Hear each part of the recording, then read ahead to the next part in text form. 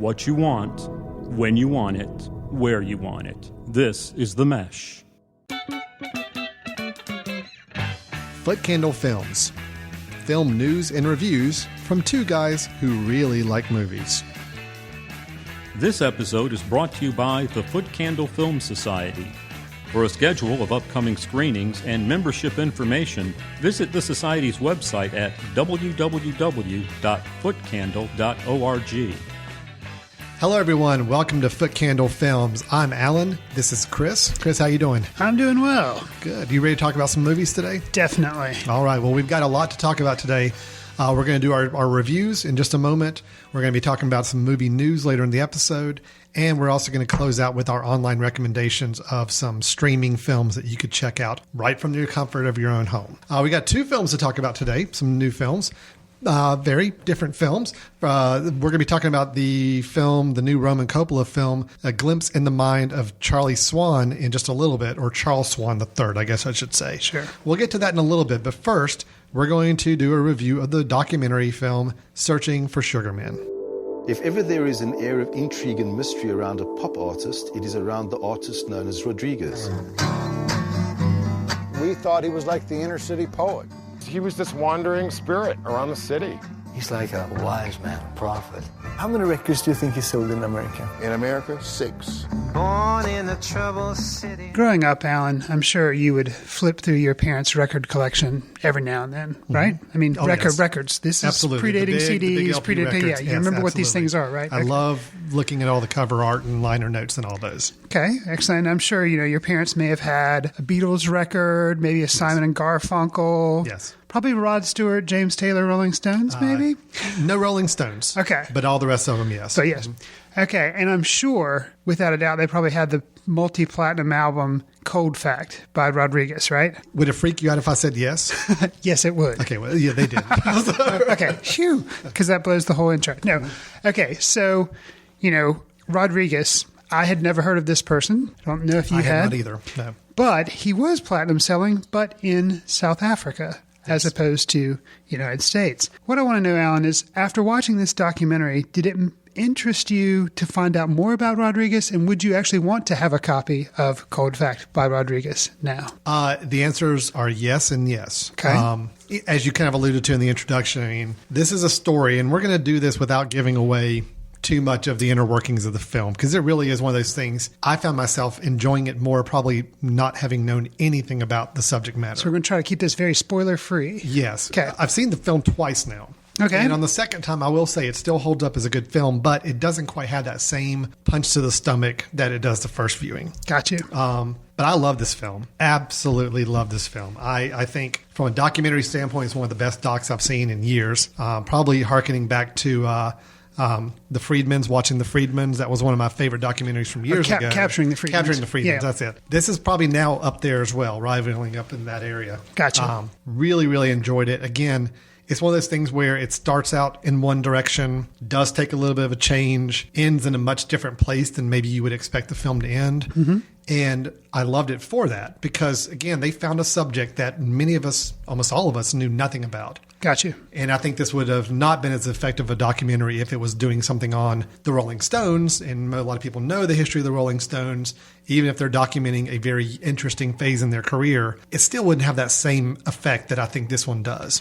So do you think in classifying documentaries you've seen in recent years, you mentioned Capturing the Freedmans as kind of being a hallmark of like, okay, that's a good For one. me, yes, I love that one. So what do you think made you respond so positively to this documentary? Do you think it was music? Because I know you're a big fan of music. Mm-hmm. Or do you think it was just because of the story being so incredible about this musician and kind of, do you think that's what made it resonate for you, the story in specifically, or do you think about music, or what do you think resonated with you? Again, it's yes on all fronts. Okay. I think this would have still been a very effective documentary, even if the music was not to my liking. But it just so happens I really did like the music too. So I think that it really helped add to the whole package. Mm-hmm. The whole premise of this documentary is how can somebody who's an artist in the late 60s, early 70s here in the United States have record producers glowing about how great this performer is, gets no attention in the United States, and then all of a sudden we find out 20 years later that was revered as a just superstar. At one point they mentioned bigger than Elvis in South Africa. In South Africa. but yet his family had no idea of it. For you to buy this premise, you have to be able to hear the music and hear that the music is really good. Right. If we heard the music and it sucked, our things would be, well, okay, why was he even popular in South Africa? I don't even understand that. You hear the music, you're like, yeah, I could totally see how people would really become enamored with this music and really enjoy it, and he could become successful somewhere. So it really needed everything to work together.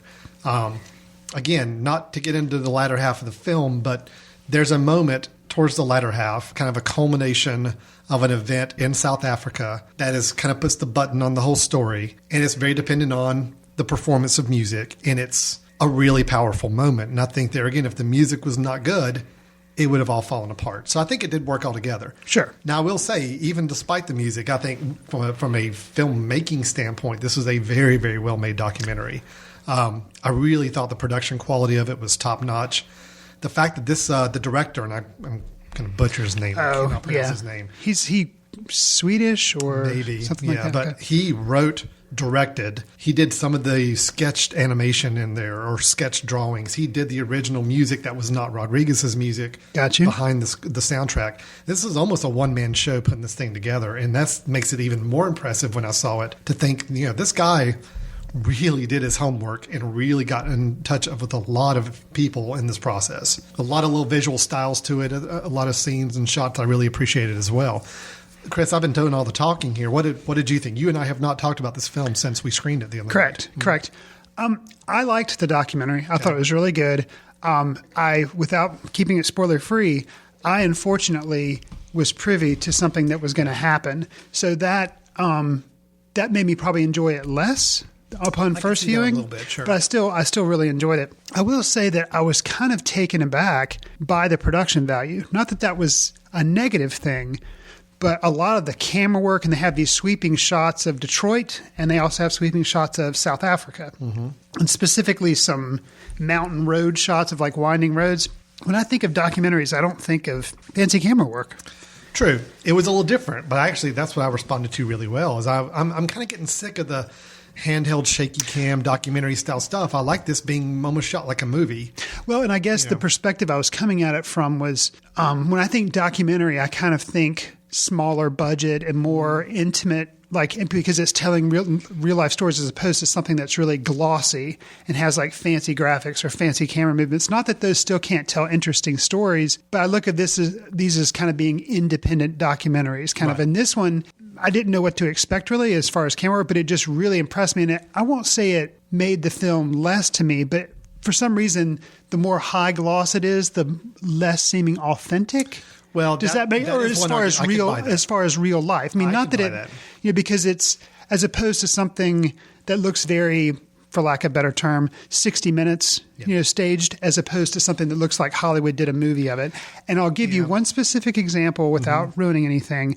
I liked the balance of people in America versus people in South Africa talking about him. Sure. But, and kind of his life and things that had happened. But there was a producer who made his second album. His name was Steve Rowland. And his interview and the way they staged some of that was kind of like fingernails on a chalkboard for me. That one was tough, I'll give you. And then there's a moment where he actually says, there's this one song, man, that's just, let me play it for you. And he just kind of turns and like presses a button and it's there. It was a little overproduced, a little overdone. I think a couple of the interviews, they did go a little, almost played up a little too much, like they knew they were doing a documentary about the subject. They were kind of pulling on the strings just a little bit too much. I even think the Sugar, the actual record store owner, that's kind of probably our biggest guide through the whole film. He's the most prominent interviewer. There's even times where he kind of overplays his statements a little bit. I thought a little bit, almost like, and this is the moment where everything changed. Just kind of those kind of phrases where almost like, yeah, I know I'm telling a story and I'm going to really tell it as I'm going to hype it up a little bit. I agree. There was a couple of those moments. Yeah, that Steve Rowland interview was a little tough. Man. I'm glad it was at the very beginning and we didn't come back to him later on in the movie. Right. I will say that I didn't feel that way with the Sugarman guy, Steven Sugarman, but I thought the earned moments of him being very emotional worked for me because I thought he was a genuine guy. I just think sometimes you put a camera in front of people and they're telling a story and they they tend to overhype it, and unfortunately, the director let them overhype it. I think got you. times. There's also the journalist who kind of did a lot of the research work. He made a lot of those comments too. The whole, well, little did I know this was going to change everything. And all. It's almost like watching a behind the music VH1 special. You kind of get it real amped up. Got you. There was a little bit of that mixed in. That was probably my only real misgiving with the film is I did question some of their authenticity just because of those statements they were using. Got you. Which I didn't want to do that, but that's where your brain naturally goes. Yeah, other than that little misgiving on things, I really, really, really appreciated this film. I did too, and I had a couple of misgivings, like you were saying. I think it was surprising to me upon completing the film that for his music to have been so influential in South Africa and to made such a difference with the whole apartheid movement that was going on there. They were trying to get away from apartheid. And this happened years ago. It's not like it just finished. A lot of this took place. Obviously, his music was released in the 70s, 80s, 90s. And for this to just now be a documentary, and it was released in 2012, and it's now 2013, I couldn't believe with the internet that I hadn't heard of this. It kind of boggled my mind. And I'm like, it deserves to win documentary just because of that. It was able to pinpoint this little facet of our world and blow it up and make a movie about it and have it be enjoyable. Yeah. So I loved it. I have not seen any of the other films nominated for best documentary for this year's Oscar yet. But right away, I mean, to me, I know this has got a little bit of a swelling of kind of being picked as a favorite right now for this year's Oscars in the documentary field. I would be perfectly fine to see it win, even without having seen the other entries, just because this is a really, really, really good doc. Having seen 4 of the 5, it's definitely the feel-good candidate, without a doubt. And that's got to be saying something a little bit. So good. So yeah, Searching for Sugar Man. It is still bouncing around a little. Well, actually, no, it's on DVD now. It's on DVD and streaming. So it actually was one of those where we screened it right as it was going to DVD release. Right. And so you can actually see it on iTunes. You can see it through Amazon. I think some other places as well. Selling at DVD distributors all over the place as well. Definitely recommend checking this film out. If you're a fan of documentaries, if you're a fan of the music industry and reading and learning more about it, I think there's a lot to keep your interest here. Absolutely. And don't be surprised if you don't find yourself buying the soundtrack pretty soon, like I did shortly after watching the film as well. So great. Well, let's go ahead and move on to our second review. Okay. Okay with you? Yes. We're going to do a review of the film by Roman Coppola, who, yes, that Roman Coppola, that's the son of, son or nephew? I believe it's son of Francis Ford and cousin to Nick Cage. Okay, so a lot of Hollywood connections there, but the film is a glimpse inside the mind of Charles Swan III. You're a big fake liar. You're incredibly irresponsible. You don't listen. You're crazy. You're selfish. You're not the only person, Charles. I thought it was different with her. And then, poof. I don't want to be with you anymore. I can't concentrate. I think of her every minute. Whoa. Zing, rewind. What did you do? She said she didn't want to be in the drawer with all the other girls. Well, obviously, I totally agree with that. I'm lost. I have no idea what we're talking about. So, Chris, I just watched this film the other night, as I guess you did as well. And I'll tell you, here are the things that when I saw this listed and I was reading about the film, I got all excited. Roman Coppola, okay, as the writer and director, that could be a good thing. I mean, obviously, he comes from a very strong film history family, right, with Francis Ford Coppola being his father, and Roman Coppola. I think he actually even had a part in The Godfather Part 3. Was he a little kid there? Or something? I think so. Yeah.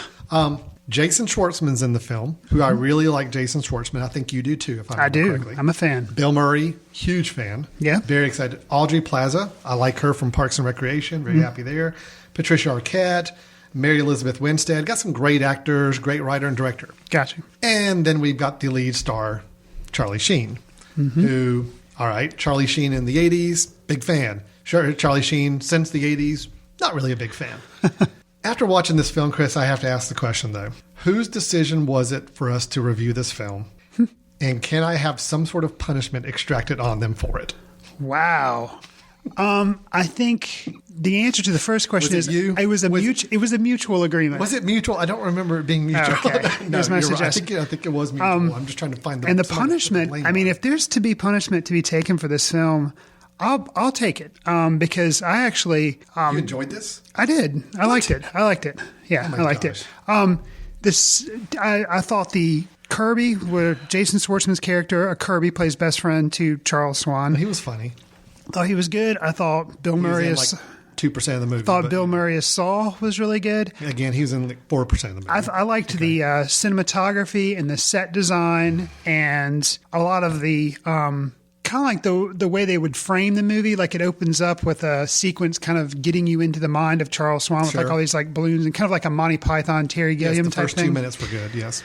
So, and I liked the music in the movie. Good. Okay, yeah, you're hitting all the things I like. So the black hole of the film, which I assume was Roman Coppola's decision, was to put Charlie Sheen in it. Yeah. And that's the problem, is that now I can't judge. I haven't seen a lot of his work, and I haven't seen his stuff since the 80s, and I don't remember a lot of stuff. I mean, he was in Major League, I guess. And he was in Major League was okay. But I don't remember him ever being a good actor necessarily. It was just like, I just think back to Wall Street, Platoon, some other things where he was really good. Forgot about those. He had his moments. But basically, I like the idea of the film.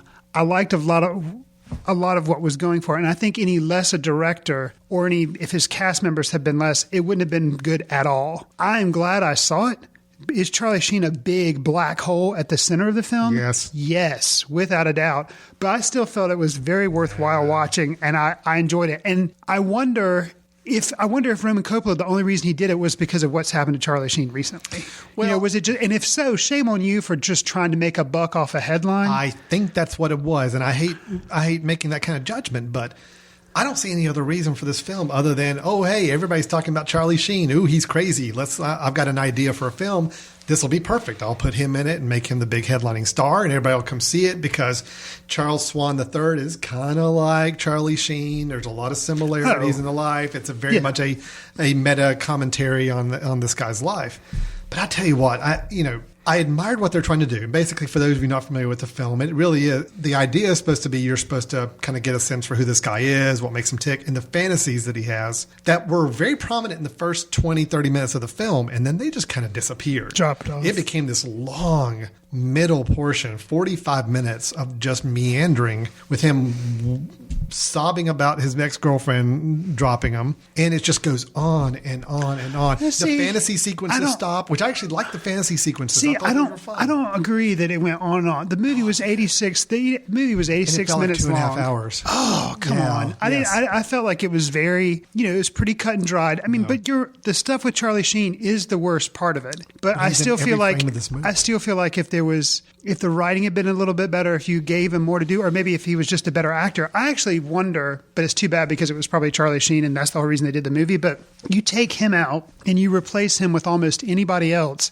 and the movie would have been like... He really did suck the life out of it. Yeah, because, he did. If you got at all sick of Charlie Sheen when he was in the news headlines like in the last couple of years for his erratic behavior, if those news items ever annoyed you, and I'm talking to you, the listeners to our show, then this movie will irritate you to no end for an hour and a half because it basically is just him doing his shtick for an hour and a half. And see, I guess I avoided a lot of that when it was in the media. I knew that it was happening, but I just avoided it. So maybe it didn't seem so dependent on that because I didn't know a lot of the background. And some of the things in the movie that I could really appreciate are, and they weren't these two are not fantasy scenes. Okay. But I like the fantasy stuff where he's like, you're getting inside his mind. I think the fantasy stuff was well done, but it was just, it was too early and it fizzled out and they didn't follow up on it. And they could have done more of it. Yeah. I'll agree with that. But I liked the car wash scene where there's the scene where he's like getting a car wash and it's a tracking shot. And then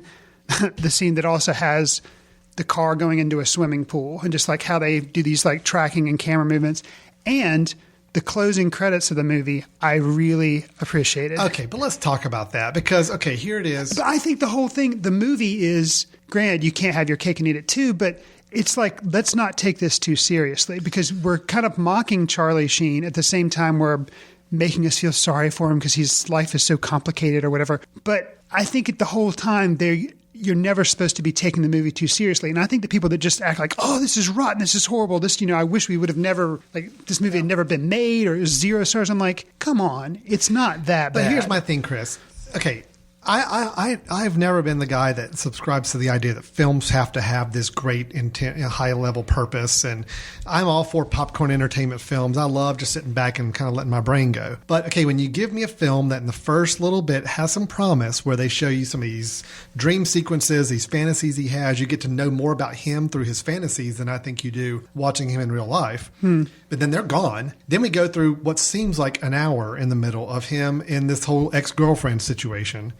And he's still a reprehensible person. There's nothing redeeming about him. And even though we get to the end, I still don't see anything redeeming until he has this one little moment with the ex-girlfriend where he actually gets somewhat honest with her. He felt bad for his sister, and because her book wasn't being published, and he's also kind of an uncle to the two nephews. I mean, I'll stick up for the film. No, I still think we don't really get any redeeming qualities from him. He has this one little breakdown in front of his ex-girlfriend where you actually see a little shred of humanity in there. And that came right after him trying to help out his sister. So there at the end, he's getting a little bit of, you start to like him a little bit more. He shows up at this big party. Everybody's all happy and loving him and all that stuff. And then you have this little cutesy credit in the sequence. It's like, okay, what has anything done to make me feel like this ending is earned through this movie? The whole movie, too, I think, he's not a likable person. I mean, I will give you that. Charlie Sheen, I guess, in real life may not be a likable person. I don't think you like him.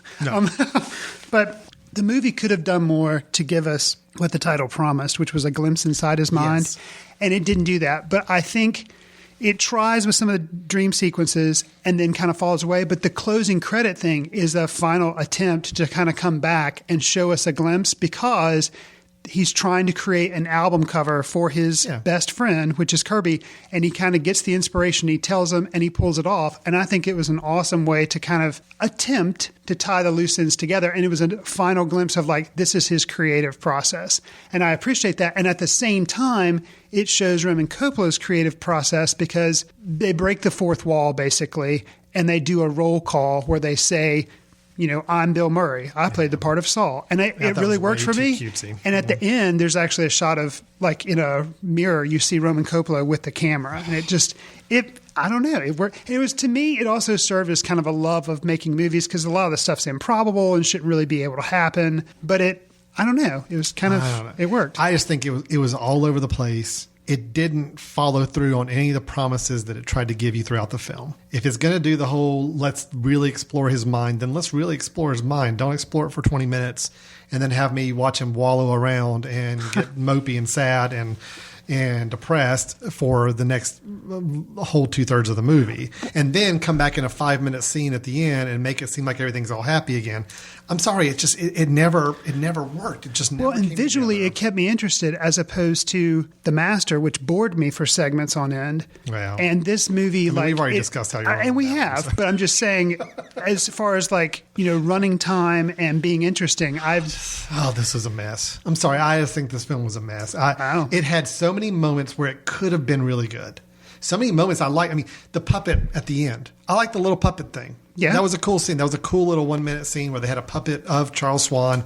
Doing gestures that made you but there recall again, it's Charles like Swan. Everybody's all lovey-dovey with him when this guy has not earned it. I mean, he's slack. He's like let a lot of other people down. But all of a sudden, everything kind of gets tidied up in a little bow at the end. Everybody's all happy for him. And I don't know. It's just, it's frustrating.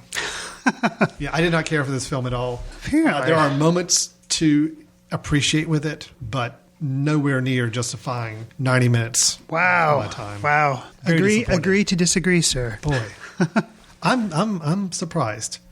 See, I wouldn't think you'd go for some of the cliche stuff they pulled in there, but you did. Cliches done creatively, I'm all about that. You know.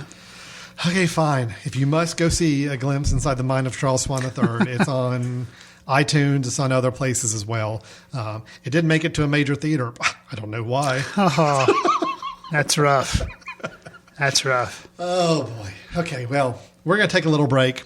When we get back, we'll talk about some things that maybe we can hopefully agree on. Stay tuned for more Footcandle Films. We'll be back in just a moment. We'll get back to your show in a moment. Just a reminder, you're listening to The Mesh, an online media network of shows and programs ranging from business to arts, sports to entertainment, music to community. All programs are available on the website as well as through iTunes and YouTube.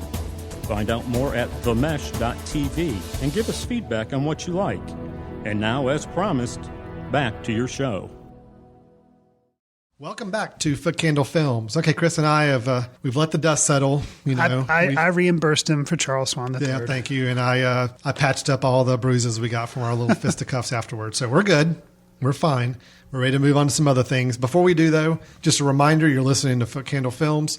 This is our film review and discussion show here on The Mesh. Themesh.tv is where you can go and see our show as well as a whole bunch of other shows listed for your downloading and listening pleasure.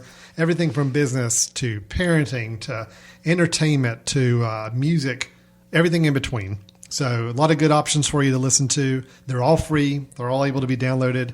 We recommend using iTunes or any other podcast player to subscribe to them.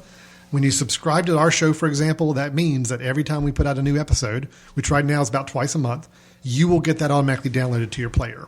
Chris, you have this on subscription, correct? Yes. You get it downloaded every single time we put out a new episode. I do. Whether you want it or not, it is forced into your iPod or your iPhone. And I must admit, I don't always listen to all the episodes because I'd have to hear myself. Yeah, I don't listen to us at all. Yeah. I mean, I can't listen to it. Well, the mesh.tv, that is themesh.tv is where you want to go for that. Go check it out.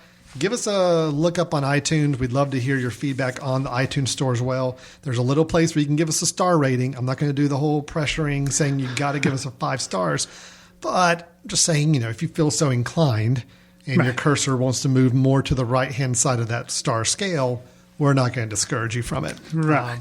In all honesty, though, giving us reviews, giving us star ratings, whatever they may be, does help our visibility on iTunes. The more traffic we get, people seeing us on the iTunes store, the more they're apt to feature us and get us listed in other places. So help us out. Let us get some visibility. We'd love to get even more listeners in the future for the show. And feedback is always welcome. We're always wanting to improve, and that helps do that. So. It does. And another way you can give us feedback actually is contact us through the mesh.tv website. There's a contact us form on the website.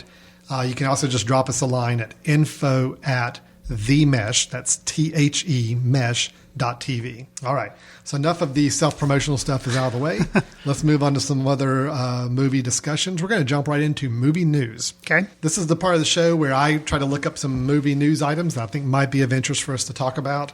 Try to see if I can catch Chris off guard with my questions and topics and see what kind of thoughts we can generate here. So, Chris, item number 1. You know my feelings about biopics. Yes.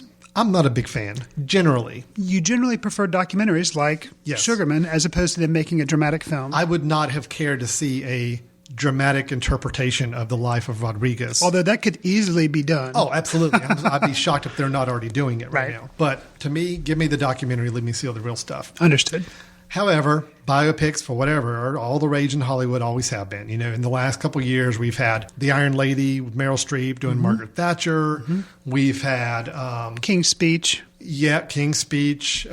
Lincoln, obviously, with Steven Spielberg's film recently. Johnny Cash and Ray. Yeah. So a lot of them, and they always seem to make some pretty good Oscar runs when they come out. Sure. Well, we've got one coming up called Long Walk to Freedom.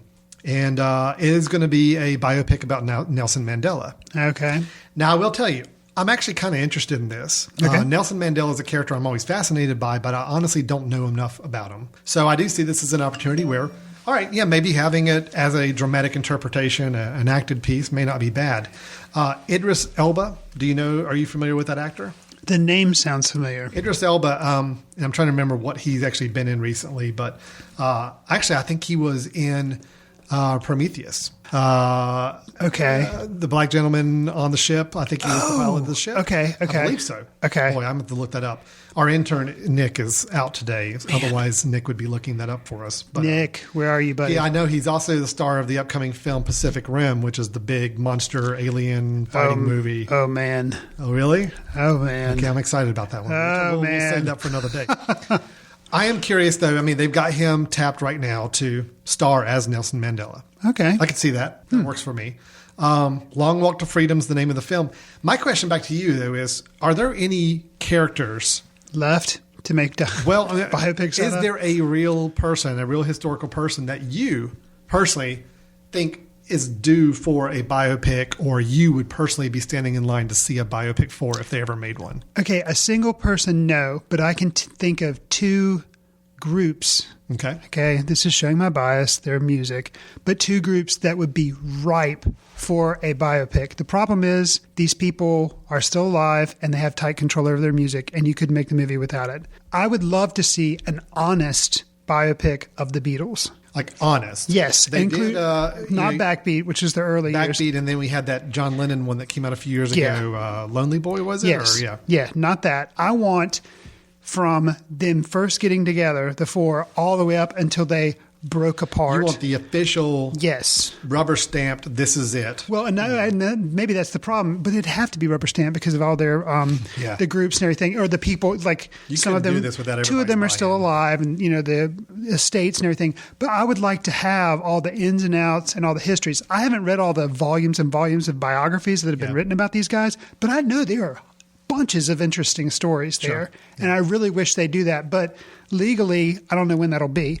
The other group that actually, believe it or not, I think would be even more interesting because of some of the things that happened would be Pink Floyd. Well, Pink Floyd would be fascinating. And because not a lot of people know as much about Pink Floyd. Figures individually as much. Right, but there's still a lot of interesting. Their music was very interesting. They tried to be political. They were very experimental. So were the Beatles. But because not a lot's known, as much as known about them, I think those two groups, would be fascinating. Fascinating. And no, actually, but, we're just not going to. I guess with the Beatles, you at least had that anthology documentary that kind of came out when they released the albums. That was pretty much the most definitive thing they could have put out from a documentary standpoint. But I'm with you on, I'd love to see an actual film of it. For me, those two groups. For me, Steve Jobs, they are working on a true but they're Steve making Jobs. Right. They've got one coming out called Jobs that stars Ashton Kutcher. And that's not good. I've heard not very good things about it so far. Okay. The official one is coming out soon, and it's the West Wing's. What's the name of the Sorkin? Yeah, Aaron Sorkin's writing the screenplay. And now is he basing it kind of off the Isaacson book? Yes. Okay. So see, I wasn't aware that the Kutcher mess was not part of that. Okay, so it's two separate films. Okay. The Sorkin one is supposed to be the one that you kind of high watermark one. That's the one that's supposed to be the more definitive one. Okay. This one that's come out, it's not getting a lot of kudos from the tech community, and even Steve Wozniak, who was Steve Jobs' partner, who's depicted in the film, has already came out saying, no, that's not really the way it happened. Okay. So I want the definitive Steve Jobs movie in the future. So that's one I'd be really excited about. Okay. And I'm with you kind of on the music bands thing too. It's probably one of the reasons I really liked the Joy Division film that came out a while back, Control.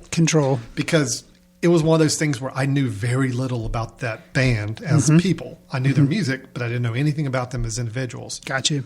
So that's when I think it works well. When you take a figure that is not a common household name and give them a good story. Harvey Milk in Milk, Gus Van Sant, I thought was a really good biopic as well. So it can be done right. It's just unfortunately the ones that get all the acclaim and all the Oscars are, to me, very cookie cutter and predictable. And I hope the Mandela pick will be good because I am really interested in his life. Who's helming that? Do we know directing? I don't see the name offhand. It's not anybody I recognize. So. Okay. All right, so biopics. We'll see what happens with that. Second thing, this is kind of playing back a little rewind to early days of our show, Footcandle Films. On episode number 3. Wow. Did you do research or did Nick do this research? No, Nick the intern helped me out. Okay. Episode number 3, we reviewed The Tree of Life. Yes. Do you remember that? Yes. We both really liked The Tree of Life. Yes. Did you know the next Terrence Malick film comes out next month?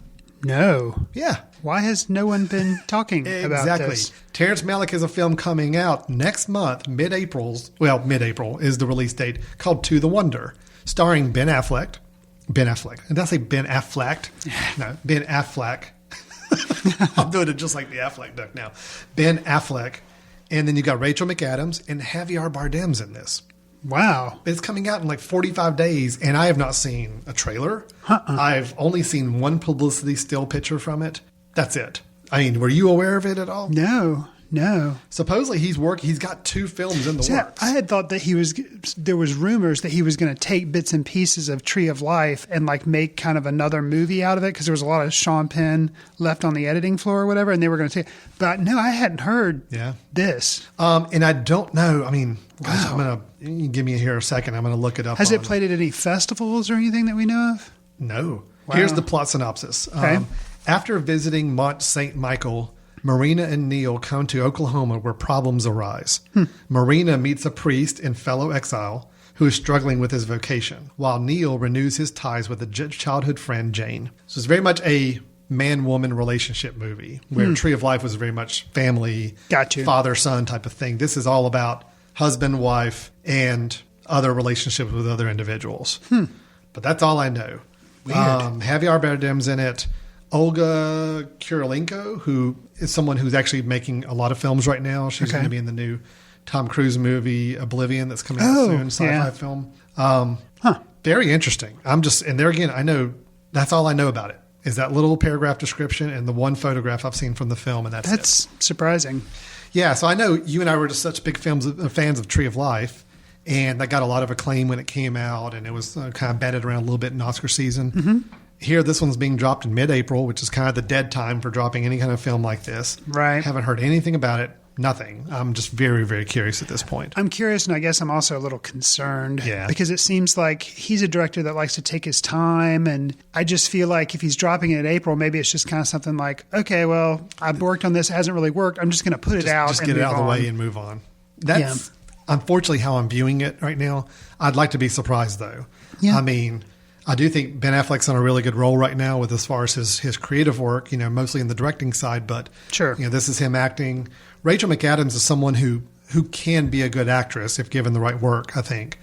And then Javier Bardem, I mean, anything he's in right now, I'm really enjoying. What was the title of it again? To the Wonder. To the Wonder. The Wonder. Okay. Yeah. So you have to check that out and see with that. And then that brings me to my final item, which, I tried to go a little more highbrow on the first two. Nelson Mandela biopic, Terrence Malick film. Let's talk Star Wars yet again. One more time here, please. Okay. I'll do that. I keep bringing this up, but I'm sorry. More things are progressing every time we get together on this. Okay. So, of course, they are working on episode 7. Well, it has to progress because when's the release? It's like 2015. Okay, so still got some time. J.J. Abrams is now directing. They've got writers lined up. I feel good about that. What's happened in the last few weeks since we recorded this, going backwards, is that they have now been re-signing certain actors and actresses to play a role in episode 7. So, okay, I'll give do you have a list?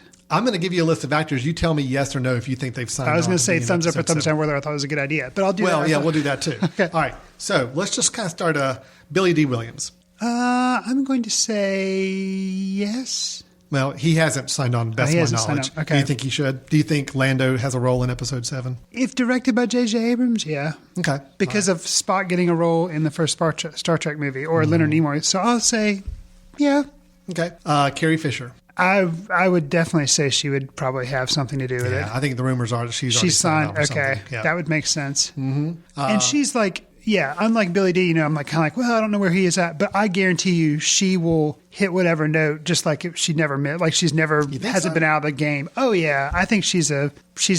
I don't think she does a lot of work because she probably doesn't have to, but I think she's probably still sharp as a tack. Okay. I think she'll do fine. What about Mark Hamill?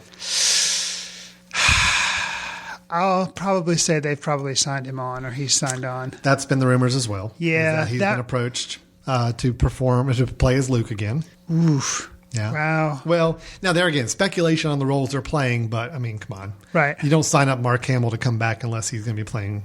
I know you had the idea. I think it was you that had the idea, or was it maybe somebody else I had drinks with, about bringing back Mark Hamill, but not having him play Luke. Is that you? Yeah, I thought that would be amazing. Yeah, I don't think that's going to happen. But I mean... then what about Harrison Ford?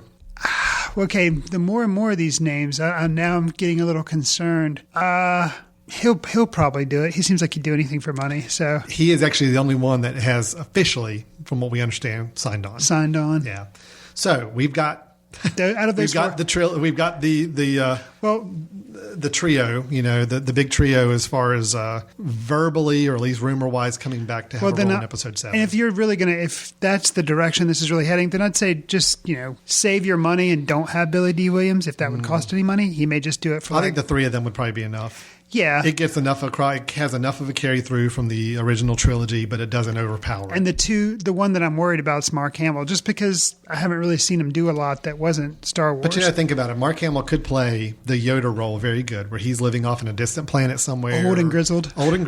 Yeah. And, somebody, a younger generation, has to go to him for assistance and learning. And he could play that old and grizzled pretty good, I bet, now. Well, it makes sense. If you're going to have Harrison Ford, you got to have Carrie Fisher. Yeah. Because, they're supposedly get married or, whatever. So, yeah. Huh. All right. So that's my little Star Wars talk for the month. I'll try to keep it low key on future episodes for a while until we get at least closer to the film. Well, if you're going to replace it with Pacific Rim talk, I'd rather you just do Star Wars. We'll talk about Pacific Rim. I'm actually going to dog ear that to talk about next time. We're going to talk about Pacific Rim. Good. It's on my notes. Done. All right. Well, that's our news for this episode. Last thing we like to do on the show is kind of leave you with yet another film. This will be a recommendation. Each of us are giving one. Films that you can find pretty easily online. In other words, not having to go hunt down on what remains of Blockbuster or any other video store. These should be able to be pretty accessible on Netflix or Hulu or Amazon streaming or somewhere like that. So, Chris, what have you got for us on your film? Well, I'm going to do a comedy. And Alan, you familiar with This American Life, the NPR show? Yeah. Uh-oh, he's smiling. This may mean he has the same pick. Go ahead. I'll just expand on it. Oh, okay. So my pick is Sleepwalk with Me. Yep. Okay, as is yours. And this was a nice pairing because it's not a documentary like Sugarman, but yet, it more or less kind of is. The lead it's written and directed by Mike Birbiglia, who's a up-and-coming, well, by now he's not up-and-coming anymore, but established comedian. And the movie kind of tracks this comedian whose name is Matt Penbiglia. Matt Penbiglia. Yeah, okay. So pretty much they're just he's just having fun with his name. But it tracks this character's rise from being a bartender who wants to be a stand-up comedian to becoming a comedian and actually going around and doing shows and learning about himself as a person. The title, of course, Sleepwalk with Me. He also has a problem that it explores where he has problems sleepwalking. So, Alan, why did you pick this film as well? Well, I'll tell you, and I'm going to go and be honest with you. This is not a top-notch recommendation for me. Really? No, I did have a few issues with the film, but it's enough it was enough of enjoyable for me to say yes. I think people should check it out. Huh. Because it is really short. It's like 80 minutes or something. It's a very short film. And also, I think Mike Birbiglia is a pretty funny guy. Mm-hmm. The thing I admired the most about this film is that him being the writer and director of it, he was not at all ashamed to make himself look really, really bad. I agree. A lot of times in the film. I thought that was pretty admirable. Even his stand-up routine that he showcased throughout the film was horrible a lot of the times.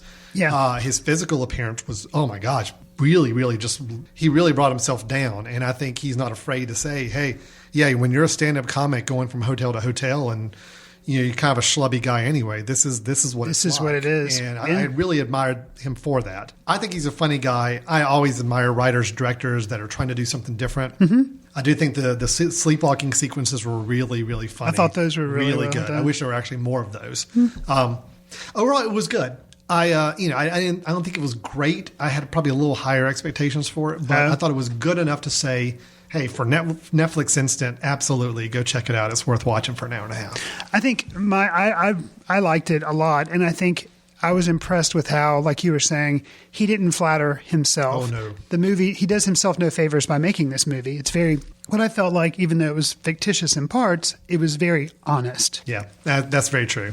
And just his relationship with his girlfriend. I think yes, everything was extremely honest. There was no glossing over, no Hollywood ending, none of that. It was pretty much, this is what life is like, and it ends the way that I think it probably had to end in a way. And, it was good. And I appreciate it's actually kind of to touch on the topic where you talked about biopics.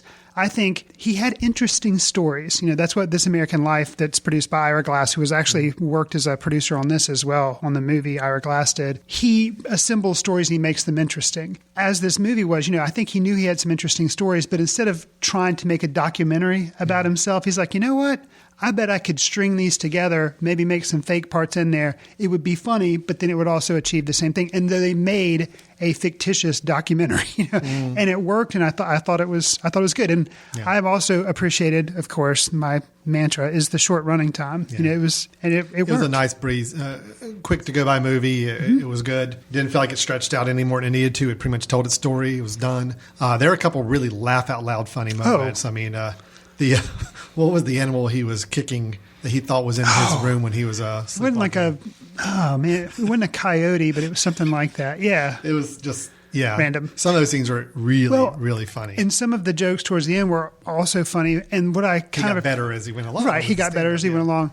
But some of the touches that he did, because I guess he was just a comedian, there's a point where he gets up and he basically fails. He tells like 2 jokes and then sits back down at like a college coffee shop appearance. He sits back down, and then a guy who's getting up to basically play guitar, and he's like, and that was a comedian. Yeah, like right. that, and like that was a comedian. Right. As if like, in case you didn't know what that just was, that was supposed to be funny, and that was a comedian. And that, like, little things like that, little touches like that, I found to be it's awesome. Funny that, my wife or somebody else sitting there watching it who may not know this guy, because I've seen some of his stand-up acts. I've never seen I've heard him on the radio before. Okay. He's a generally very funny guy. Gotcha. Genuinely funny. So, but somebody who doesn't know him would watch this and say, he's not really a comedian, is he? I mean, maybe because he just doesn't, when he's a fledgling comedian in the film, really learning the ropes and is not funny at all, you're like, okay, there's no way this guy can really be a comedian. So he really does downplay it.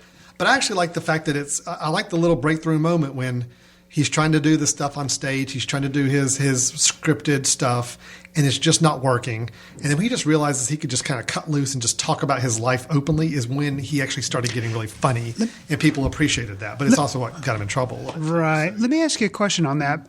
We both sound like we're on the same page with the movie. But you've heard his stuff outside of this movie, and it may be something I'm going to admire even more about the film, depending on your answer. You said that the stuff that you've heard, he's actually really funny and I guess much more put together than what it seems like he is at the end of this movie. So are you saying he actually cut short of the full rise to fame? I think so. I think he's funnier than even what we get a sense of at the end of this film. See, I think that's really cool. See, I didn't know. Like, I like him enough as a comedian at the end of this film that I thought maybe that's now completely his fully formed style, and that's it. But you're saying he actually does rise a little bit higher. Yes. That's cool. Yes. So I think so. Instead of this typical route, which would be show you at your low when you're beginning and then show the height to which you've achieved, he kind of stops short of that and says like, no, he still leaves some room that he's going to grow as a person or as a comedian. I think it's still left him room to grow as a comedian at the end. And Got you. I do think he's funnier than what we see at the end of the film. Oh, cool. But it's good. I admired the film. I thought it was enjoyable. It wasn't outstanding. I'm not running around recommending it to all my friends, but I thought it was enough of a solid. There again, the writer-director, a comedian becoming a writer-director for the first time, it being this American Life tie-in, I thought it was a worthwhile recommendation. It's just funny you had the same one. I got the same one. Okay, so instead of 2, you got 1. Sorry, we shortchanged all of you as listeners out there. You got 1 recommendation. But definitely go check it out. You've got 2 people here saying it's worth seeing. Definitely. Well, Chris, I think that's all we got for today on today's show. Okay. We did our review of Searching for Sugar Man, which we both are in agreement. It was a good film. I was probably a little more enthusiastic about it, but we were both very positive on it. Mm-hmm. A glimpse inside the mind of Charles Swan III, we strongly disagreed on. I thought it was just horrible, and Chris actually quite enjoyed it. I found some things to enjoy, yes. All right, so fine. We agree to disagree. True. We went through some movie news, talked about biopics, talked about Star Wars, talked about Terrence Malick, and then we both had the same recommendation for Sleepwalk with Me. You've been listening to Footcandle Films on The Mesh. Remember to check us out on themesh.tv. You can go back and listen to our whole back catalog of episodes, all the way back to episode number 1, which was the film Win-Win. So we've been doing this for about 2 years now or so. Mm-hmm. Go back and listen to that. We're on a schedule of doing this twice a month right now, so we hope to have 2 episodes a month coming out going forward. And I think that's it. If you got any questions or need to reach us for anything, info@themesh.tv, you can do that. And one additional note, we're recording this right at the end of February, right before the Oscars. But by the time this comes out, Oscars will be done. On our next podcast, we'll try to have the winner for picking the Oscars contest. We'll have the winner and we'll announce appreciate everybody who filled out ballots online for their Oscar picks. We're going to be looking forward Sunday night to the ceremony and see who our online podcast listener winner is going to be for the getting the most picks right for Oscar night. Okay, well, we'll get together next time. We'll have a couple more films to review and some other movie news as well. I do know that coming up soon, we'll be reviewing the film Amor. That'll be showing sometime in March. Yes. So we'll one of the next 2 episodes, we'll definitely have a review of that film. And then anything else we stumble across coming out new in the theaters, we'll try to catch up on as well. Until then, Chris, take care of yourself. I'll do that, and I promise I won't pick another Charles Swan III. Well, no. Let's just say we're not going to pick another Charlie Sheen movie. Agreed. Is that fair enough? Agreed. Yeah, I don't want to blacklist everybody that was involved with the movie. Just pretty much him. Just Charlie Sheen. Yeah. Agreed. All right. Take care. We'll see you next time.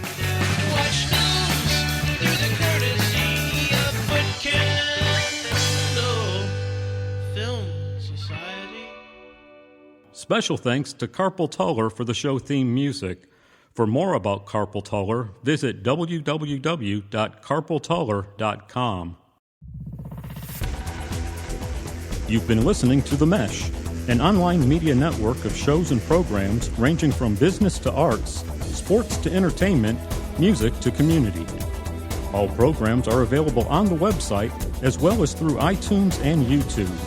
Check us out online at themesh.tv. Discover other network shows and give us feedback on what you just heard.